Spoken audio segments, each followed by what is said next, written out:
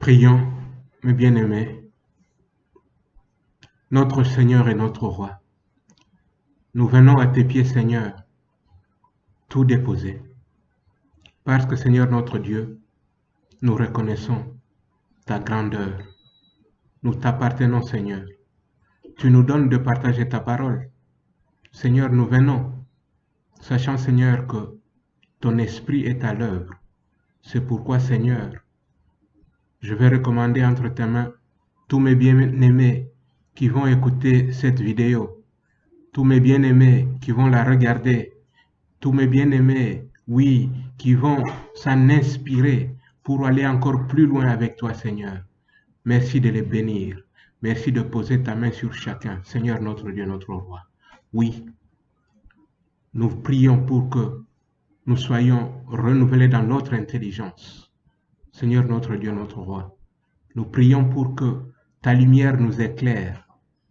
Nous prions, Seigneur notre Dieu, notre Roi, pour que ton esprit nous saisisse et nous conduise. Seigneur, qu'à toi soit la gloire, l'honneur et la puissance dans le nom merveilleux de ton Fils Jésus. Amen. Amen.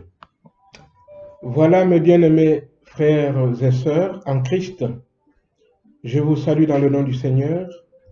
Je voudrais m'inviter chez vous pour m'entretenir avec vous à propos de la délivrance, ou si vous voulez de l'autodélivrance, c'est-à-dire cette délivrance que vous pouvez faire par vous-même, particulièrement en ce temps de confinement, ce temps où vous ne pouvez pas aller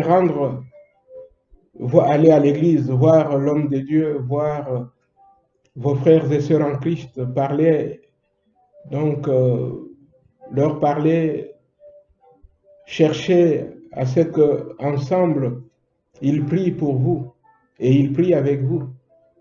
En ce temps donc de confinement, j'aimerais donc dire un mot sur l'autodélivrance. Mais avant de le dire, il est bon de mettre en place dans nos têtes quelques vérités bibliques pour qu'on s'appuie sur ces vérités en comprenant ce qu'on est en train de dire. Je vous invite à prendre la Bible dans le livre de Luc, l'évangile de Luc, chapitre 9. Je lis juste les 2 premiers versets. La Bible dit, Jésus, ayant assemblé les 12, leur donna force et pouvoir sur tous les démons, avec la puissance de guérir les maladies. Il les envoya prêcher le royaume de Dieu et guérir les malades. Bien-aimés, vous voyez, c'est un mandat que nous avons reçu de la part du Seigneur. Faire la délivrance, c'est un mandat et nous l'avons reçu. Donc, nous pouvons accomplir cela et nous devons le faire. Allons maintenant dans un autre livre, prenons 1 Jean, la première épître de Jean, au chapitre 3, 1 Jean 3, regardons 2 versets, le 7 et le 8. La Bible dit ceci, « Petits enfants, que personne ne vous séduise. Celui qui pratique la justice est juste, comme lui-même est juste. Celui qui pratique le péché est du diable, car le diable pêche dès le commencement. Le Fils de Dieu apparut afin de détruire les œuvres du diable. » Jésus est venu, bien-aimé, Jésus est venu pour détruire les œuvres du diable et il l'a fait. Il l'a cloué à la croix. Il a cloué le diable à la croix et cette victoire est notre victoire. Nous sommes ses frères. Nous sommes ses sœurs. Bien-aimés, ce qu'il a fait, il nous demande de le faire. Parce que nous sommes en lui. Vous voyez, il est dit, le Fils de Dieu apparut afin de détruire les œuvres du diable. Le Fils de Dieu nous a donné le pouvoir de devenir enfants de Dieu. Donc, vous et moi, nous sommes fils et filles de Dieu. Il est écrit, le Fils a paru afin de détruire les œuvres du diable. Donc, nous avons le mandat de détruire les œuvres du diable. On peut prendre un autre passage, vous voyez, il y en a beaucoup. On peut les prendre, mais le plus important ici, bien aimé, c'est de réaliser qu'on a ce mandat-là. Dans ce passage que nous connaissons bien, dans Marc, le passage de Marc 16, c'est un passage que nous lisons beaucoup parce que c'est le mandat que le Seigneur nous a donné.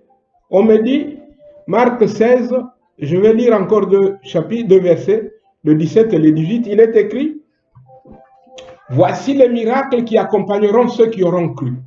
En mon nom, ils chasseront les démons, ils parleront de nouvelles langues, ils saisiront des serpents, s'ils boivent quelques breuvages mortels, il ne leur fera point de mal. Ils imposeront les mains aux malades et les malades seront guéris. » Bien-aimés, c'est un mandat reçu. Nous avons ce mandat. Nous avons reçu ce mandat. Nous devons faire cela. Nous pouvons le faire et nous devons le faire. Nous en avons les moyens. Christ nous a donné de le faire. Et Christ qui nous a donné de le faire nous dit que nous avons, oui, nous devons le faire. Bien aimé, je voudrais encore lire un autre passage et ça va être le dernier avant de passer à l'auto-guérison, ou l'auto-délivrance plutôt, et donc la délivrance en général.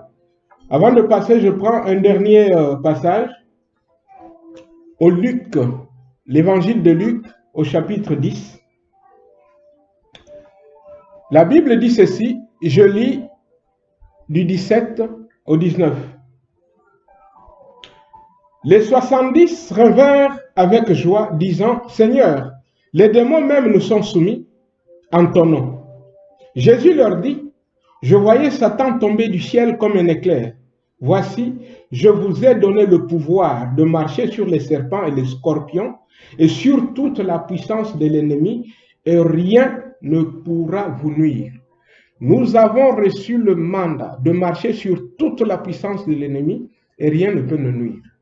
On ne nous dit pas sur certaines choses, sur 80%, 90%, non, c'est sur 100%, sur toute la puissance de l'ennemi. Et rien ne pourra nous nuire.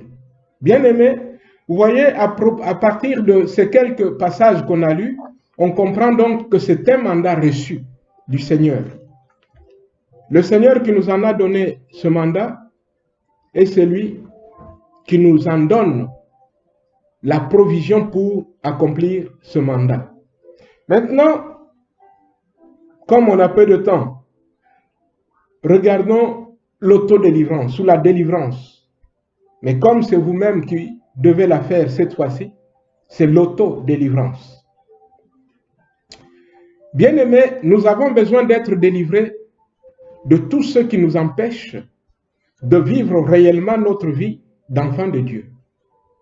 Je vais donner un exemple. Alors que vous êtes chrétien,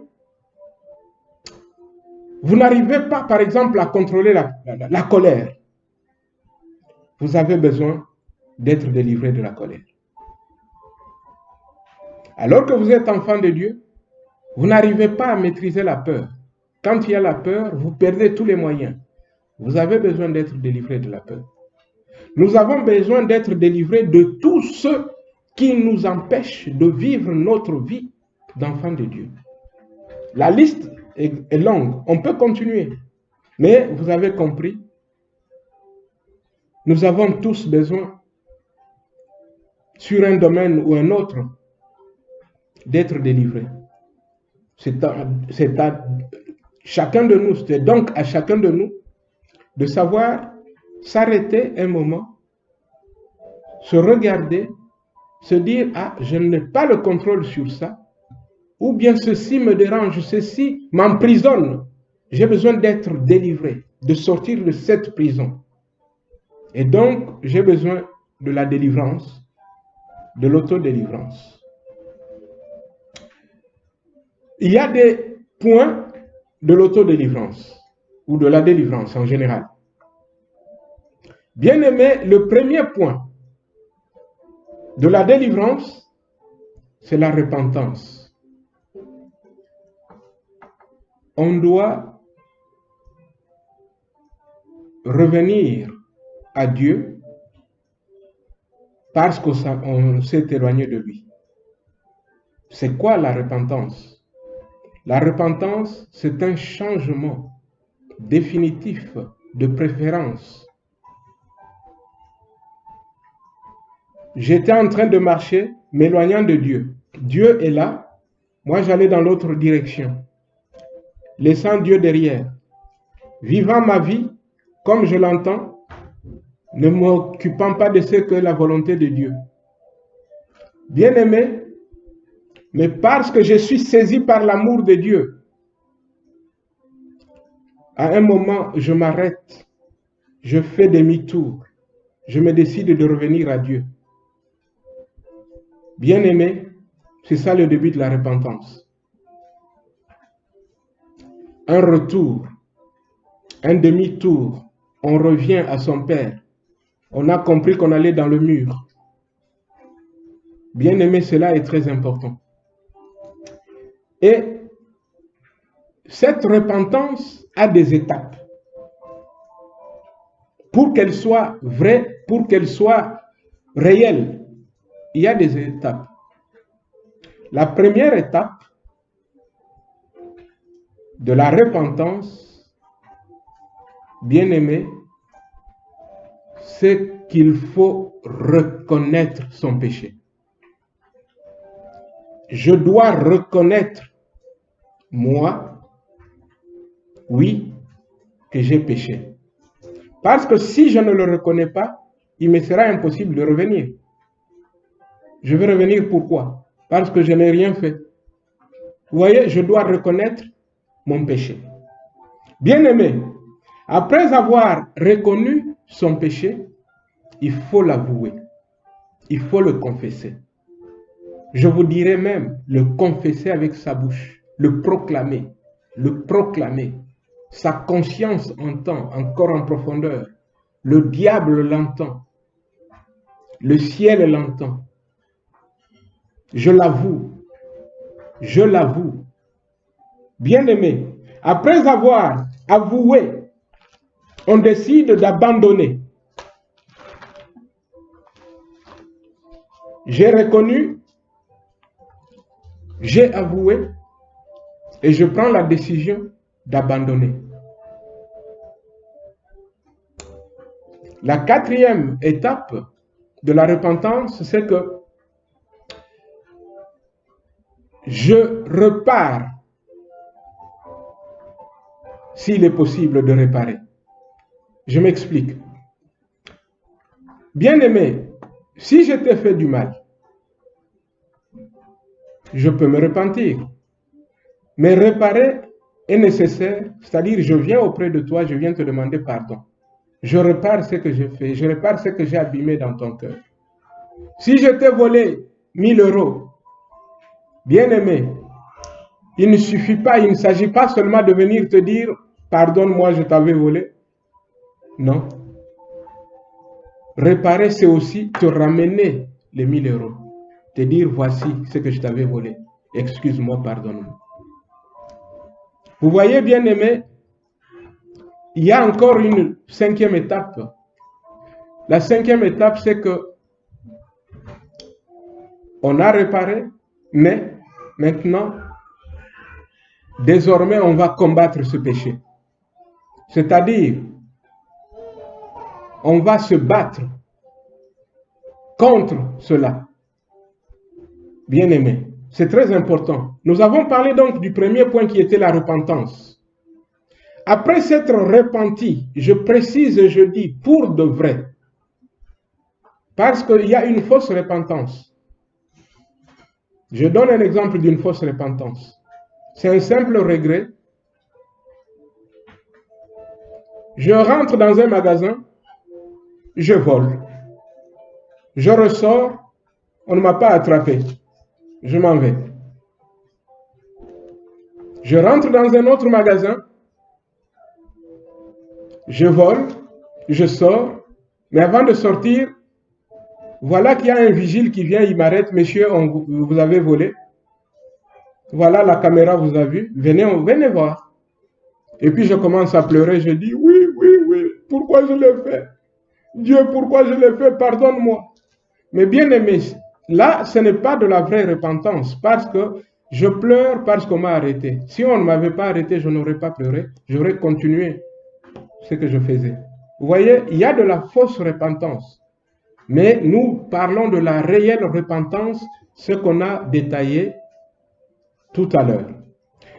Après la repentance, le deuxième échelon, c'est maintenant le sang de Jésus qui purifie. C'est-à-dire, je vais maintenant à mon Dieu, je vais lui dire, papa, que le sang de l'agneau me purifie.